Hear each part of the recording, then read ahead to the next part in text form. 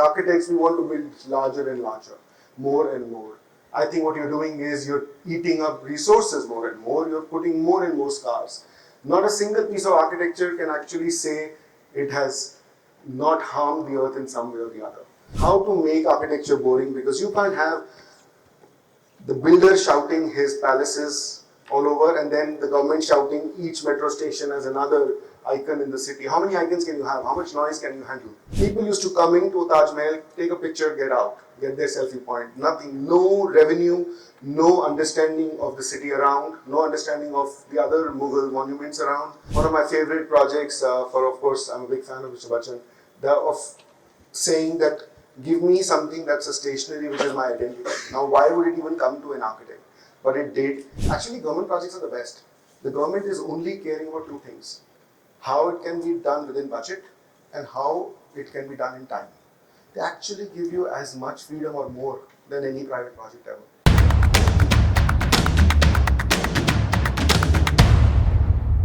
We're about to begin an exciting keynote speech by architect Sourabh Gupta. Get ready for valuable insights, ideas, and perspectives drawn from his diverse practice across various typologies. Hi, good afternoon, everybody. Always the hardest to do is post-lunch sessions, so I'll try to be swift and hopefully keep you guys awake. So thank you so much, Elev8, for inviting me, and it's absolutely always a pleasure and an honor to come here, always back home to Ahmedabad. Yes, so this I put because I think that's the reason I came. It was something, I was in Sept, and for us this was always a temple, and to be able to host an event like this here, I remember the last I came, actually I was in the room upstairs, again, it was one of my fondest memories, talking to Professor Doshi at Milona's, and it was beautiful. And so thanks again for inviting me for this. So for me, it's about building a career, building a life, building a school of thought, and of course building what we do as architects. I think it's always a work in progress, and here I am sharing with you all some of my learnings to hopefully help you guys pick up. So Archohm, that's my practice. We're based out of Delhi. It's 25 years this year in May, and it's been a fun journey. Started 93 to 2000, that's where I was in Sept, in Ahmedabad, in this city. Had a great dinner last night, Gujarati food, and started Archohm at 2000, and that's how it all began. So just a snippet of a few projects here. 2005, 20 years back, I had already been a 5-year-old office, like a lot of young architects I see here, doing projects that we could manage to get, starting practice, all the realities of all of us. And it was the first big project for us. We won a massive competition for Dilli Haat. And for us, Delhi Haat was really important, and because for me, it was also my first public work, my first government work we had never ventured into, and it was one of our biggest projects at that time. And we had this constant inquiry as architects about how to build contemporary and how to build Indian, and not to constantly get confused with the realities of either aping the past or the West.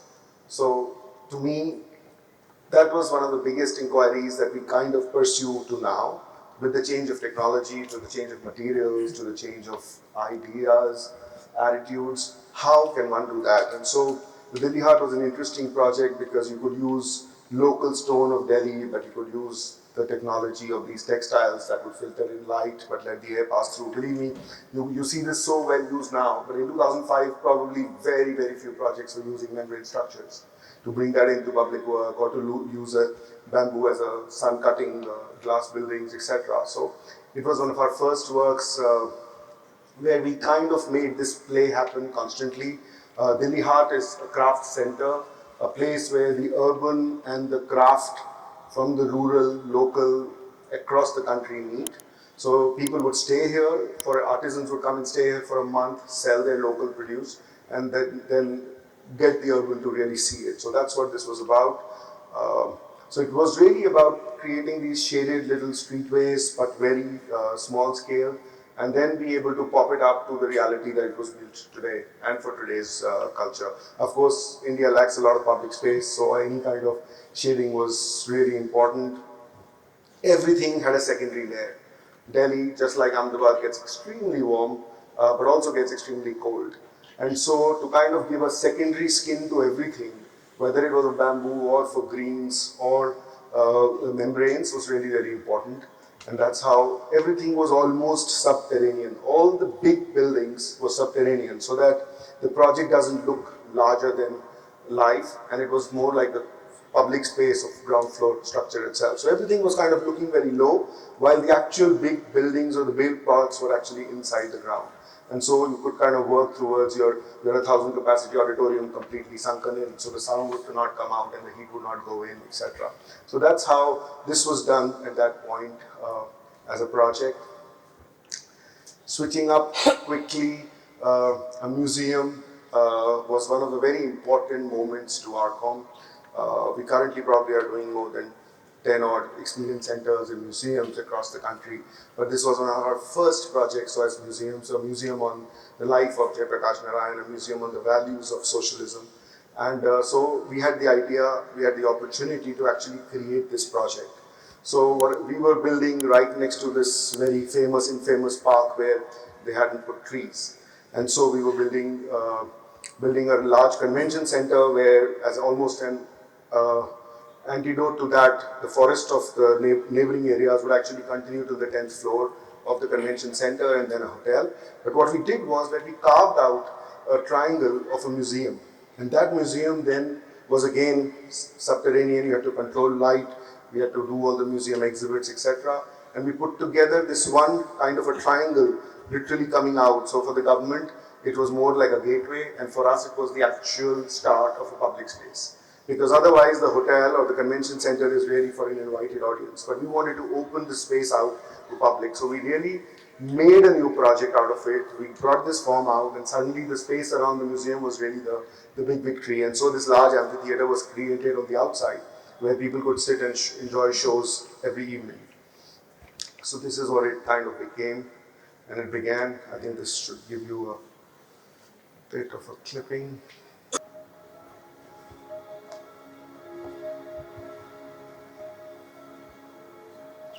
So it was a very good experience working with artists of all kinds. Mr. Amitabh Bachchan gave the voice to this. With lots of local crafts, photographs from Raghulai came in. And it was really nice to kind of make a museum out of a project which never existed. कौन हूँ मैं? कौन हो तुम? कौन है ये अरबों लोग जिनसे ये देश बना है? कौन थे जेपी?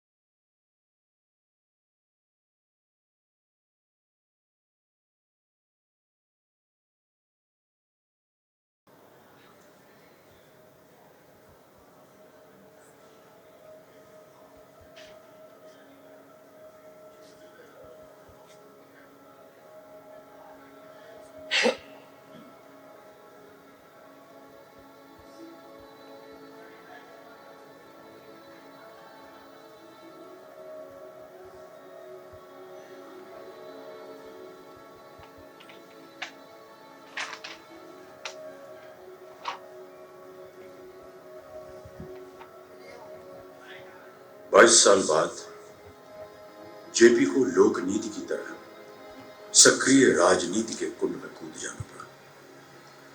क्या थी वो मजबूरियां?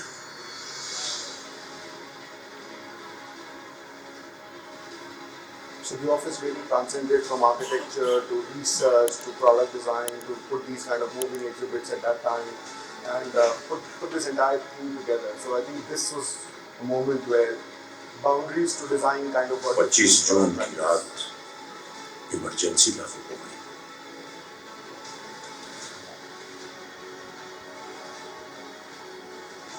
ये जेपी की जिंदगी की शाम थी। रोशनी ढलने को थी और युवा राष्ट्र एक नई सुबह के इंतजार में था।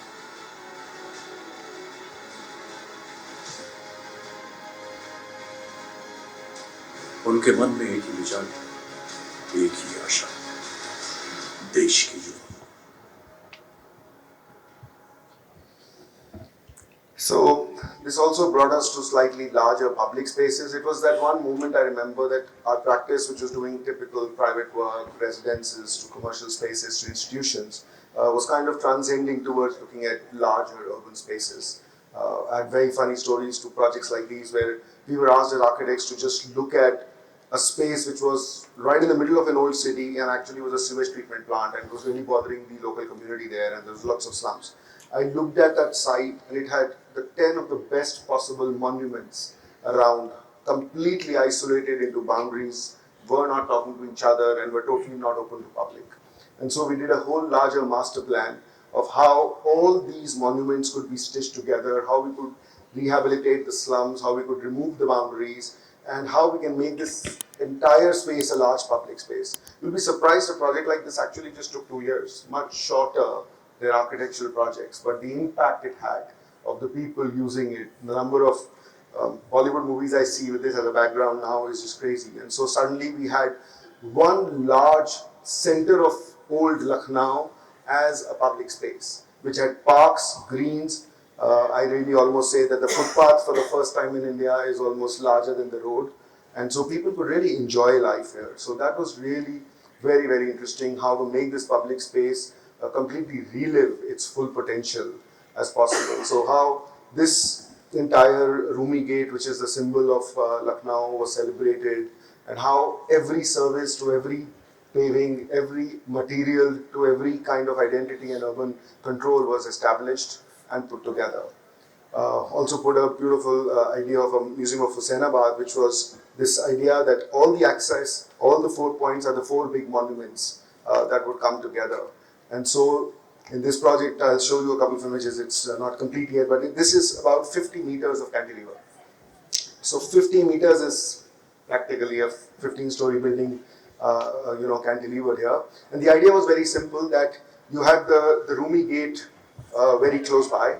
So you wanted the foundations to be farthest while you wanted to be the closest for the view, and how one could do it. So you almost touched the 50-meter hurdle and you kind of bring this large space together. So this is a museum still under progress, still under construction. This was just some shots last week I saw with this crazy 50 meters in the air. So this was really like a fun journey for us. Lots of old monuments had to be renovated, restructured, rehabilitated, and housed in certain programs. So kind of cleaning up, imagine in the middle of this density, public space was really a revelation for us. And it gave us a lot of hope that this can be done in every Indian city. How all our cities have these layers of history around it, and how we could actually delve in as architects to be able to do this. And with 1 or 2 of these small successes, suddenly our scale and scope expanded more and more, and we were able to actually attract way more power to be able to delve. I mean, every monument had boundary walls. Why? One was by municipality, the other was by archaeological survey, the third would be the development authority, the fourth would be PWD. A pretty practical, real reality all of us face in all our projects. But to be able to diffuse this and to be able to print this and to show them how it is being consumed, I think was the big victory. That led to us getting the opportunity to develop the entire area around Taj Mahal. And this was the Taj Ganj district. This was the area where the labor camps were when they were building Taj Mahal, and now it's become the old city of Agra. And how people used to come into Taj Mahal, take a picture, get out, get their selfie point. Nothing, no revenue, no understanding of the city around, no understanding of the other Mughal monuments around. There was no reality to it. So we kind of looked at the entire old city. We did a restructuring as much as we could.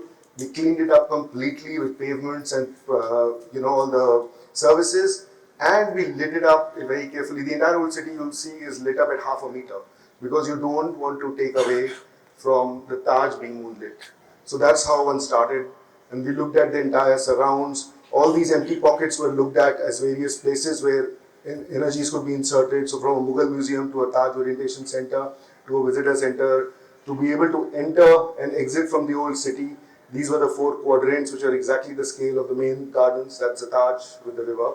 Was all looked at and redeveloped. So suddenly now, 10 years back, this was done. It's as clean as ever. You have these light markers that guide you to Taj Mahal, and you have all these facilities. So from a journey of this chaos to that cleansing, again, a very limited time and energy. That was what was a big shocking point for me. That how it really just needed intent, and how once you establish that, one success leads to the other, everybody starts believing in you, all the stakeholders see a benefit, and now you have cafes in the old city. It's unheard of. You have hotels, Airbnbs in the entire old city where every tourist can go, open a window, and the Taj is right there. This was really a possibility only because we could kind of go through that grind from making a large brand to looking at the urban furniture, from looking at that one cobble of red stone, celebrating that red stone, and paving that entire process through. So, this again was a transition of 6 months, practically in construction. How we just pedestrianized the whole thing altogether with these lighting bollards and lighting markers and a branding and a uniformity to all the markets around. And now you see these photographs, the greens have gone better, and the benches, everything was very dump proof, everything was in stone, everything we had to make sure was something that public wouldn't be able to spoil. And then you had fun projects. At the same time of this responsibility, you were also doing fun houses from our typical challenges of living in cities to large landscapes. So doing these kinds of works where you are completely doing the opposite of them. You can really play with glass, you can really play with light in a different form. So I just thought I'd introduce something like this because there is a constant oscillation and a very deliberate oscillation of working from large-scale urban projects to very small-scale residential or product projects. And what that does is it keeps the office very alive and agile. What it does is it keeps you focused on design, on the philosophy of what different scales can bring together, because at a larger scale you still have to go down to the last cobble when you're doing a city. Similarly, you need to go down to the detail of the last element when you do these residences. So how one can actually play with these kind of realities is something that is, so this was again a shot I was clicking last week from a site to how these projects work and develop. So how we can make architecture playful and relevant at every scale is something I would love to put across. Interesting project which got us a lot of kind of critical acclaim was this is Mr. Mahmood Madani, who's a very big leader in the Muslim world. My office happens to be next to the Jami Masjid of Noida. And so he saw the office, he came in, and then we've been working together for the last 15 years. And so he wanted to build something called the National Institute for Faith Leadership. The whole idea was simple: bring in the best faith leaders, put them through a one-year program to liberalize Islam. I thought it was really revolutionary when I heard about it 15 years back. We got all excited. And the first thing we did for the first 6 months with him was to understand how and why he wanted to do that. And so we started with actually making a first book on Islam. We actually wanted to understand what were his tenets of his program, of how pedagogically he wanted to turn that around. And then only we started the whole journey of building it, opening up this arch with no keystone because it's in concrete, and this whole courtyard spaces for learning, for mixing, because we knew that they were coming from a background which was not really common. And so emerged this project, and then it got extended to a larger research center because it did well. Then the mosque and everything else kind of came around. Very recent work as well. We were working for the national coach of Indian badminton, and the city or the state of Odisha wants to be a sports state. Its main idea is to really push boundaries of being known for sports, whether it's to imagine getting the tribals up or it's about being at the international level for the country. And so the whole journey of making a sports city is what their idea is, and it's probably one of the very rare and very few projects where the whole idea was very strongly iconic. I'm somebody who's very careful about star architects or careful about Instagrammable architecture or form-based architecture. And this was somewhere I was completely put out of my comfort zone, because here the client said very clearly, which was a mix of the state giving the land the Dalmias which were putting the money, and Gopichand, who was looking at working as the owner of the project, to say that we want to elevate the position of sports in the state and badminton as a sport in the country, so give us an icon to the city. And so this whole idea started that how we can make this really a black box of badminton. Whoever plays understands it can't have any natural light, natural air, ventilation, nothing. So it's this big black box, and what could we play with it? So we said, let's put in a large cafe and a sports shop below, and put this little black container on top, and at night this can be becoming an iconic shuttle in itself. And so it's called the shuttle. It had this crazy reality of putting 16 badminton courts, an academy, services, as well as residential through the sunken courts and lights. So the form, of course, came out because Odisha was also is extremely high on typhoons, lots of cyclones. And so you had to have that spherical form to be able to negotiate that. And then as the project was going ahead, they were all getting more and more ambitious. So now they wanted the terrace to be open to public. So from a metal roof, we had to convert this entire structure into a viewing gallery and a viewing deck with the public. And finally, it just got opened recently. So these are some construction shots, like almost like a water tank, this massive structure. And then it really opened. And we controlled the brief to the extent the entire sports city now practically has even urban elements of bollards and signages and storytelling, which kind of becomes iconic to that. So that's how now it's this big icon that works around the city, and this is really being celebrated. But it's a very rare reality where I would want to position architecture iconic, because I don't think that's the role architecture should play. It has a much longer life.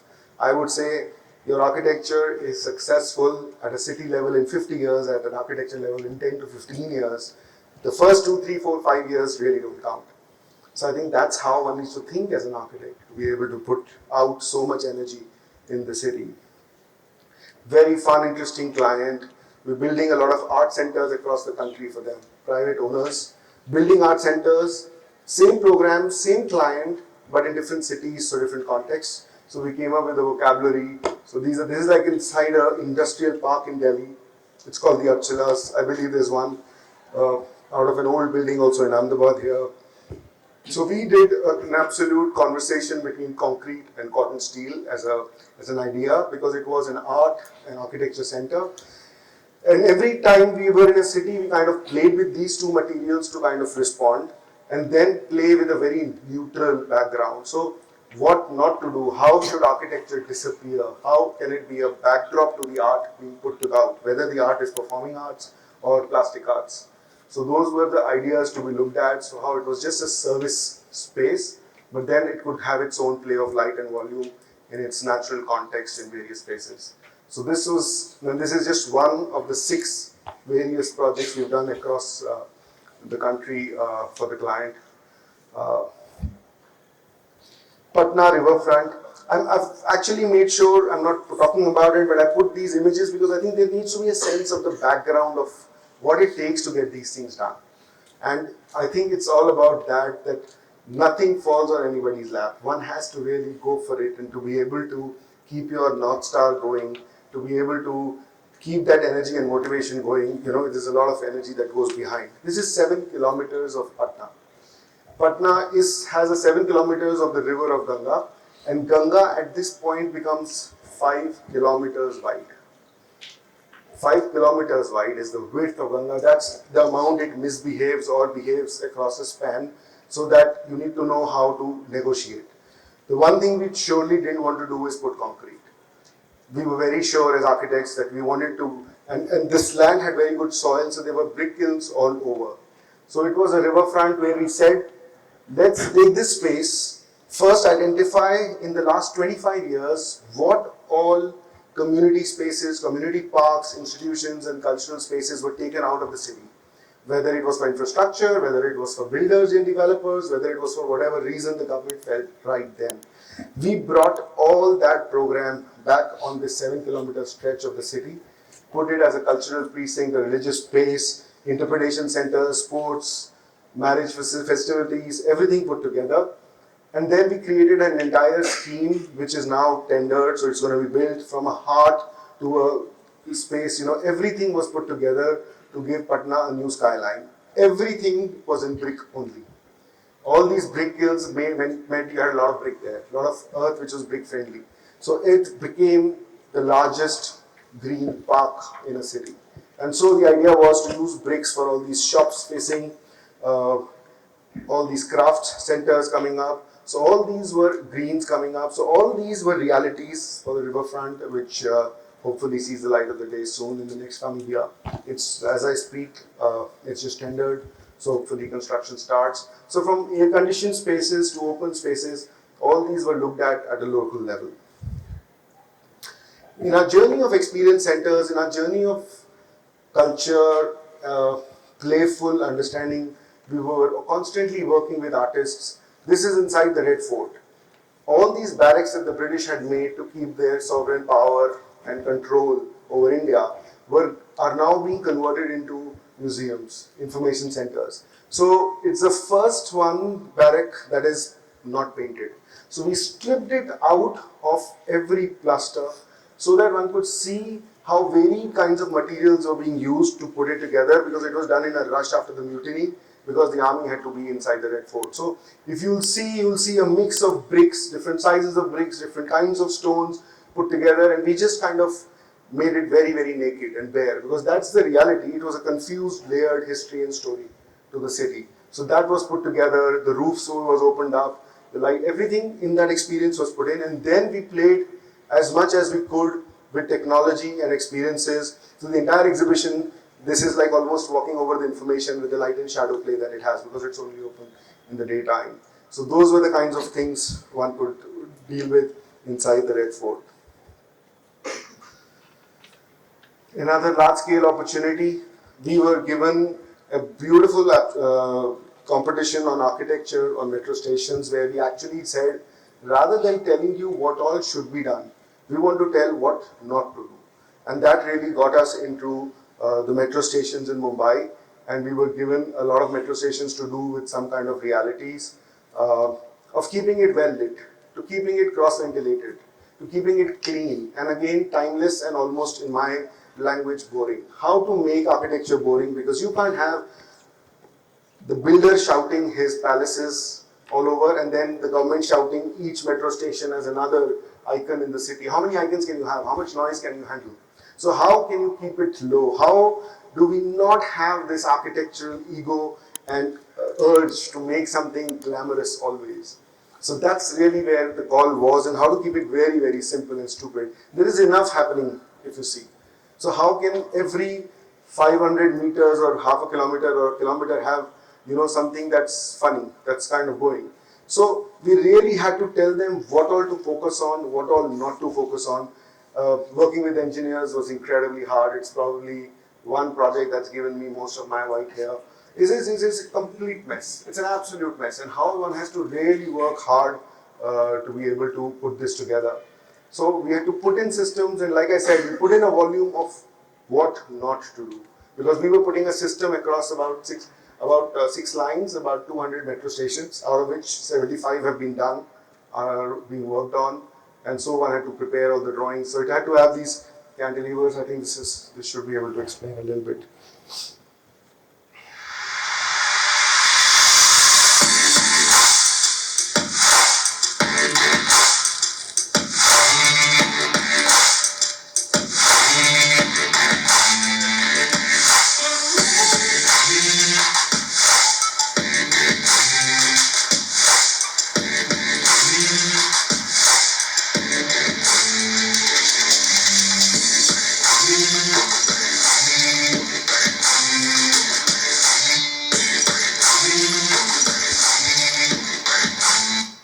So I think the role the architects need to play in these kind of urban projects, where you almost become people working parallel or below the engineers, you need to really be able to reinstate your powers and roles. I think we ourselves have reduced ourselves to facades and color and the outer. I think if you look at health of a building, health of infrastructure, people using it, if you put yourself in that position, it really starts evolving in a different direction. Just a fun little play, because I'm constantly trying to give you guys a reality of life in Archohm, which is to work on a small house, then a big city, then a small thing, an item, and then a... So this is one of my favorite projects for, of course, I'm a big fan of Mr. Bachchan.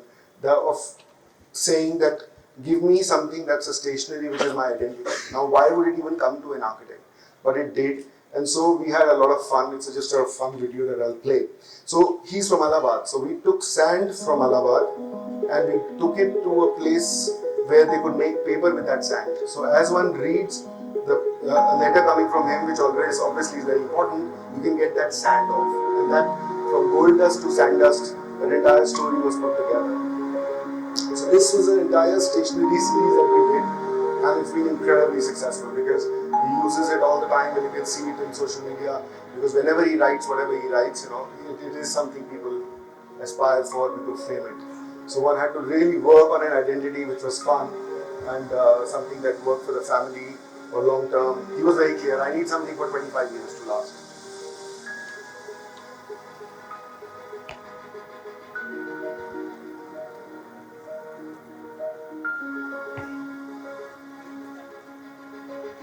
It was the most technical process one could go through. I mean, it was like construction for us.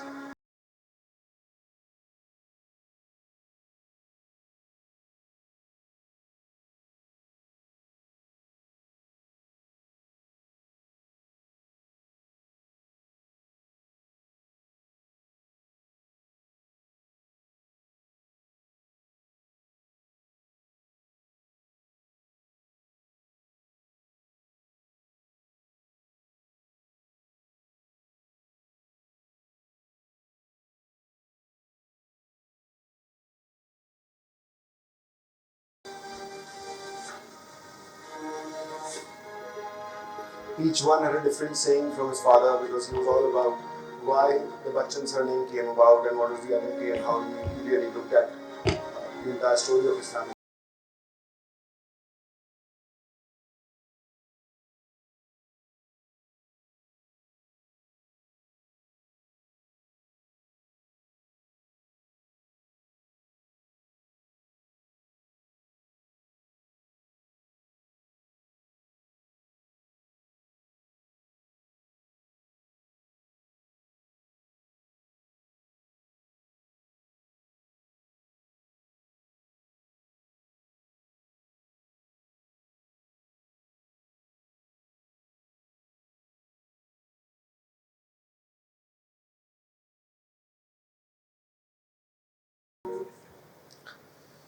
Yeah, so this is a fun project, so you can keep moving on. So rather than giving you guys a lot of architectural gyan, I thought I'll share with you the stories of what it does. Our own office, this is our studio in Delhi.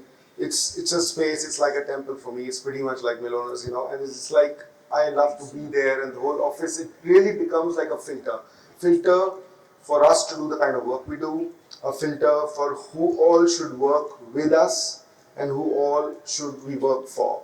So it not only defines and refines the kind of people working with us, but also our clients. And so thereby the whole idea is that it also kind of gives us an idea of what kind of practice we are. The idea is also to stay very young and agile. So we do something called the Archo tours, which are these annual tours where we travel the world, we appreciate art and architecture across the globe. And this is something that's been happening for the last 20 years. We camp, we drive, we cook, and we just explore the world. And practically span from Japan to the US to Europe, everywhere, and something that we've always done. There's also a newsletter, a physical newsletter that gets done. These are all tools and techniques that has kept us alive. Something that makes us write. Once you write, you think. Once you think, it does reflect on your work at large. So those were again ways of keeping ourselves motivated. In the office, there are lots of talks that happen, lots of conversations, lots of workshops with international firms and fraternity. All that to just bring in a reality of what our core is, what is Indian sensibility, what is the architecture for tomorrow, and what is the reality of today. And then one big new chapter in my life happened where we kind of moved a step ahead. Rather than looking at a project reality that we don't get the best talent, I talk to any architect, any senior architect in this room, their biggest challenge will be the people they have in their office. Their biggest challenge is the talent pool that's going around. And so rather than that complaint, I said, let's try and do something about it. Now, we were architects, we knew how to build, we knew how to design. We didn't know how to run a school. But we ventured in. We actually opened a design school. So that's my office. Just across the road, there were these dilapidated factories that would make katha. They were closed down. So we housed a design school in a katha factory and started a design school about 10 years back. Now the school was really in the middle of the city. It really had to have values that a designer for tomorrow needs. It was this whole idea of strategic design thinking, where the idea of dreaming and delivering anything which is agnostic of medium. So it's not a fashion designer or a product designer or an interior designer. It was some design leaders who could come where their values were the core. So it's called the design village, where the villaging of the village, the personality of the person, the value systems of that person is what we work on. And I don't want to go into this detail, but to just give you one slide on a snippet, everybody is first taught villaging. 35% of the course curriculum of the 4 years of a degree program is on your value system, your raison d'etre, your reason to exist. And then take you through the tools and techniques through baskets, and then real projects as task boxes to make you all better designers for tomorrow, for the society, for the planet. That's the most important, and I think it's completely aligned to what architecture needs to be. So this was this Katha factory which became a space which taught that do not build more. As architects, we want to build larger and larger, more and more. I think what you're doing is you're eating up resources more and more, you're putting more and more scars. Not a single piece of architecture can actually say it has not harmed the earth in some way or the other. So those are the realities we wanted to bring in by actually using and trying to promote a lot of old to be able to reuse us itself. So those were the values through which the Design Village came about 10 years back. It's about 400 students now. It's a degree program that works, and it constantly makes me think. It's the last video.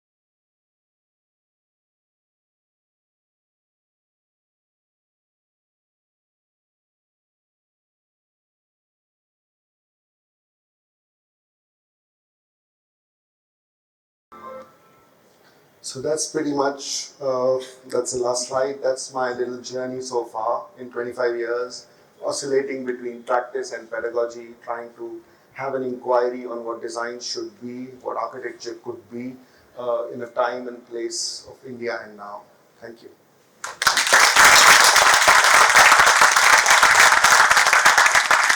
Absolutely. I try to keep it short, and so that if there are any conversations, any questions, more than happy. The first one is always the hardest. So.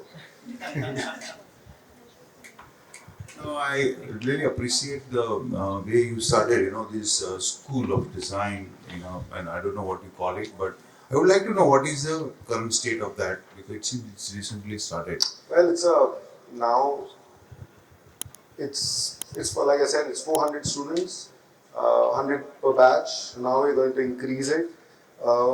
Last year we won a very large award for the way we have the pedagogical model, because it was a 10-year journey. First 3 years we only studied and designed what needed to be taught and how. There was no rush. We put a team together, being run by designers. The first thing was put a design process. So don't think of time and space and money, the realities will happen. First think of what is the best design school for the world for tomorrow. And then we came up with a whole pedagogical model, a reality to a team together, and then we started. Now, last year we actually beat Stanford on our pedagogy, on the way we deliver. It was a beautiful reality. And now the French and the Italian governments have invited us to open a school. So as we speak, we are opening a design school in Milan, which is a replication of this. And do you have to follow any specific pattern or course, like how generally the institutes have been forced to do, or are you free to adopt something of your own? Luckily, like architecture, there are not so many rigid realities in design yet. And my hope is by the time the design fraternity realizes it, I will be able to bring in value enough to understand what. So right now we are able to play on a complete playing field. Yeah. So that covers architecture or no? No. So no architecture. So this is the whole point. This is a design institute that tells you, skills you to think differently, responsibly. That's it. Okay. Now you apply after your 4-year journey this to anything you want. Okay. So graduates go from a Google Foundation to McKinsey to Gates Foundation to being architects in my office to being anywhere in the world. But it's extremely clear we don't want stars. So a typical designer of fashion would want to aspire to be a Manish Malhotra with a new line of clothing. The students who are fashion designers, they would do, I'll give an example. So fashion student did a project recently that once, it's a textile design project that a blind can touch the fabric and tell the color. So finding a societal challenge and solving it. So that's the whole idea, that how do you bring value to this world at a societal level or at the level of nature. So that's where the ethos of the school is. Great. Hearty congratulations. Thanks.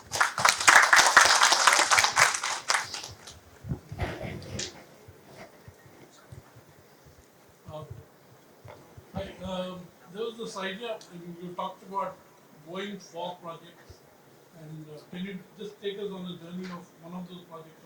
How did you go for a project? Right, so actually I'm a very firm believer that, I never knew I had the courage or the ambition to open an architecture practice. It's always that you have these small victories that opens up doors for a slightly bigger leap of faith, and then you become more successful and more successful. So that's pretty much what happened to us when we did one of the projects which are fairly small, but we organized in very quick time the change we could make. We actually could go with proposals.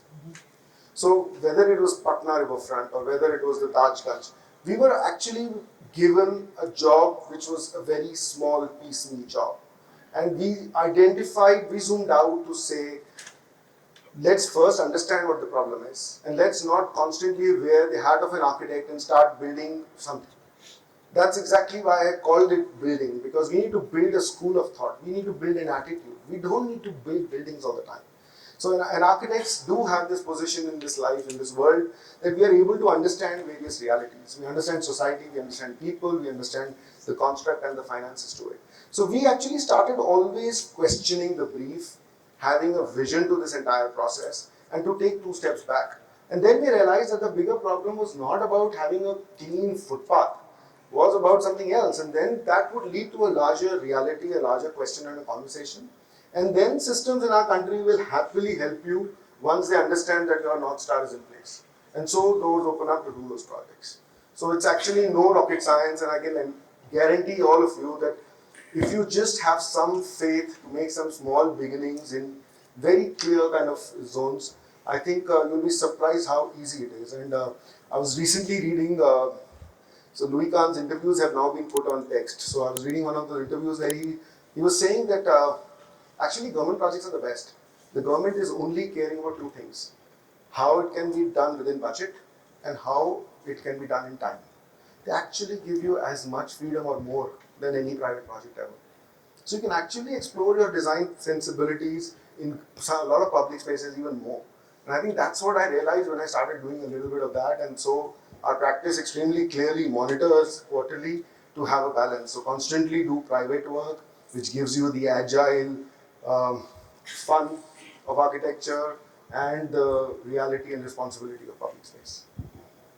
Yeah, so obviously you have been a CEPT alumni, and how like CEPT at that time as an institute pushed you enough like to be what you are now, or how Doshi Saab's influence was there in you to become what you are, and like how you all create a school and same time what CEPT did for you, or what was the thing that bring you here today, like what was Nice. the push or the mentorship that got you here? Nice question. So obviously when we come into a school, and it really, for all of us, I think institution is our North Star always. We always look up to an institute we go to. And so for me, it was also always this place of values. So when it was Professor Doshi, or it was Professor Varki, or it was Professor Chaya, you met them, you saw they led lives as an institution in themselves. And that always told you that how the profession of architecture is a small part of them. They are this larger people who could do much more. So I think that gives you hope and inspiration. So to me, it was always about my life, except about a larger good, a larger awareness. So that was really important. And of course, after that, I know that my first trip outside this country, but the first time I put my step out was a scholarship you got from an exchange program. And that gives you when I was there for a year, I was so sure that this was my first and my last time of ever traveling out. Because we all come from these humble beginnings and backgrounds where one hasn't really aspired to do that. And I'm obviously talking a little bit earlier in life, just 25 years back. And at that time, I was just taking it all in. I was just knowing that I'm on this time bomb of 1 year of being able to absorb the world. And that exposure excites and inspires you, and so that's why I was telling you about this campus for my school, because I want every student, it's not the first 5 or the top 8 students, which used to be the idea in CEPT at that time. Every student of design, every student with any creative work must be exposed to the world, because you need to be inspired. And people and places inspire you. You can't be taught to think. You have to be inspired to think. Yeah. Sure, absolutely. Thank you, sir, for such an insightful seminar. Thank you. Big round of applause.